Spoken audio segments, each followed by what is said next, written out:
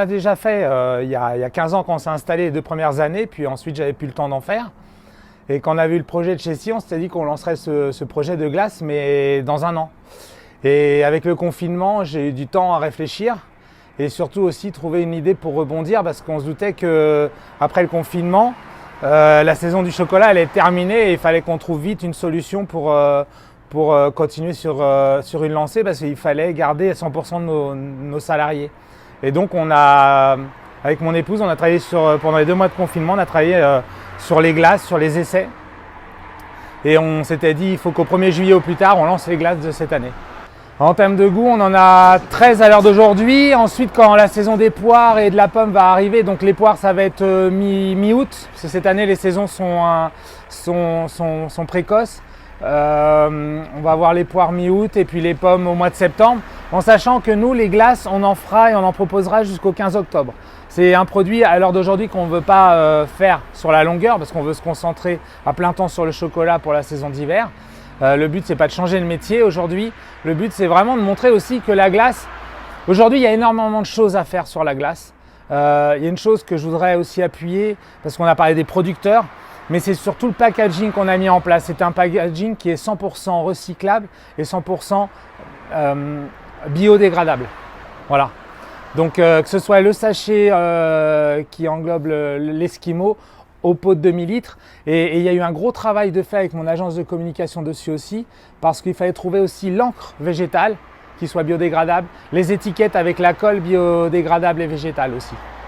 On a le pot standard, on va dire, le demi-litre. On a le petit pot individuel où on a misé plus sur le petit pot individuel pour la boutique de la rue Jeanne d'Arc où les gens en se promenant peuvent le déguster. Et puis on a lancé les Eskimos uniquement aujourd'hui à base de papionella, donc cacahuètes, noisettes et pistaches. Alors il faut savoir déjà que la glace, pour qu'elle soit le meilleur possible avec les plus belles infusions, il faut la faire au moins 12 heures à l'avance parce qu'il faut une maturation. Donc déjà on la prépare la veille. On fait une glace, c'est ni plus ni moins qu'une crème anglaise. Voilà. Après, vous avez des crèmes glacées où il y a pas d'œuf, mais c'est ni plus loin qu'une crème anglaise. Ou même un sorbet qui est un sirop de sucre avec des fruits, c'est préparé la veille. Nous, on mise en plus sur la quantité de fruits dans nos sorbets. C'est-à-dire qu'on a un sorbet à la fraise où il y a 80% de fraises. Voilà. Ensuite, le lendemain, vous arrivez et là, on va turbiner. Donc, on va passer la machine dans une turbine, dans un cylindre qui fait du froid, qui va venir justement rendre cette crème anglaise en consistance de glace. Et ensuite sur les Eskimos, il y a du travail parce qu'à l'intérieur, par exemple, je vous prends l'Eskimo à la papionella noisette. Vous avez donc de la papionella noisette pure le long de l'Eskimo. Ensuite, un peu de glace à la noisette, enfin à la papionella noisette. Et vous avez à l'intérieur, on vient rajouter un praliné croustillant. Voilà, pour ajouter de la matière. Ensuite, vous attendez que tout ça, on le remet au surgélateur, on le ressort et on vient le tremper dans un glaçage de noisettes et de chocolat au lait. Donc, en termes de temps, il faut compter une bonne journée avant de sortir une glace, quoi.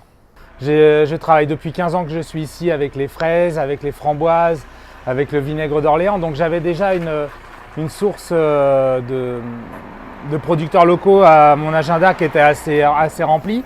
Et donc, je voulais encore trouver un autre produit pour les mettre plus en valeur.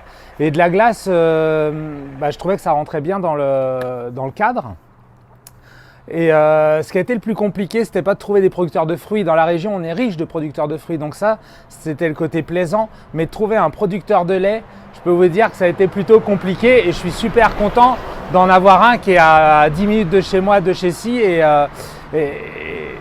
c'est top d'aller à la ferme tous les jours chercher son lait pour les glaces, quoi, parce que forcément on se devait de faire une glace au chocolat, une glace au café, une glace à la vanille, mais c'était comment y intégrer un produit local à l'intérieur. Normalement, l'idée a été pensée pour que ce soit la période estivale, 1er mai, 15 octobre au plus tard, pour pouvoir se concentrer sur le chocolat par la suite. Maintenant, ça va dépendre de la demande que l'on a et moi aussi de l'inspiration que je vais avoir parce que je veux garder cette proximité avec les producteurs locaux. Donc ici, j'aurai de la pomme, j'aurai de la poire pour l'hiver. Après, pour l'instant, à l'heure d'aujourd'hui, je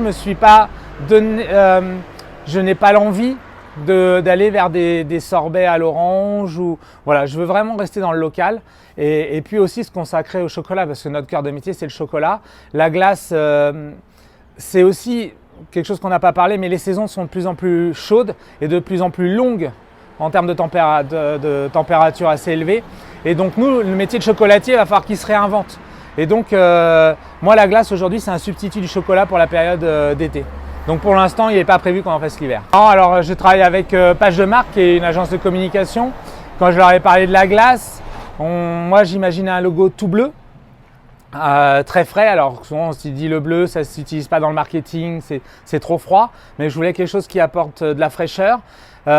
Ensuite j'avais la nature du chocolat que je voulais transformer en la nature de la glace parce qu'on se rapprochait justement encore plus du terroir.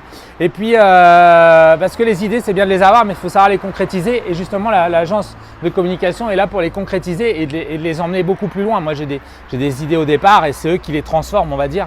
Et j'ai trouvé ça super frais et très ludique, l'histoire des fruits, un peu enfantin, ça parle à tout le monde. Et puis l'esquimau, c'est un peu la Madeleine de Proust à tout le monde, et ça rappelle l'enfance. Et la glace à la vanille, c'est pareil. Il faut savoir que la glace à la vanille, quand vous vendez le double de glace à la vanille, donc on voit que la glace, c'est un repère à l'enfance. Donc il fallait quelque chose de ludique et de simple dans le logo.